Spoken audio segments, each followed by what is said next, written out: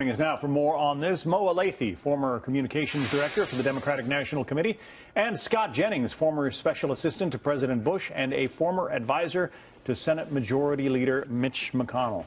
Scott, so Republicans have some thorny issues to deal with as a result of this CBO scoring number.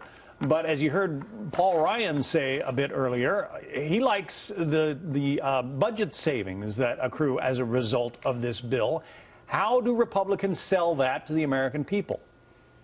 Well, the reality is they've been selling it for the last several elections, and they've been winning on it. They won elections in 2014 and 2016 on some very simple concepts. A repeal and replace bill has to reduce premiums. This bill does that. It has to cut taxes. This bill does that. It has to spend less money and reduce the deficit. This bill does that. Only in Washington, D.C. are these things judged to be bad things. And regarding coverage out of the CBO scoring, you have to remember the CBO has a terrible track record of predicting the future, and they may have made some mistakes. For instance, they predicted that 5 million people would give up on Medicaid, which is already free to them. I hardly think that's the case. The CBO has a horrible track record of predicting the future. The reality is if these folks were part of your office bracket pool, they'd finish last every single year.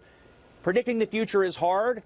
I'm not saying that they're necessarily bad actors here, but certainly you have to take with a grain of salt what they have to say. Mo, let me read to you some of the stats from the Washington Post. They crunch the numbers. They say if you're 21 years old, you're making about $68,000 a year. Under the Republican plan, your insurance would cost $1,450 for the year.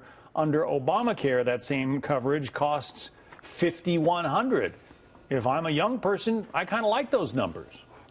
Yeah, but if you're an older American, the same number crunching shows that your premiums are going to skyrocket, and that's actually where a lot of the deficit reduction comes from. Is one, about 14 million Americans getting cut off, mostly low-income folks getting cut off of Medicaid in the next year, about 24 million people losing their insurance in the next decade, and that that premiums will come down because more and more older Americans and low-income Americans aren't going to be able to afford any coverage. They're going to drop out of the marketplace, and so the average comes down for everybody else.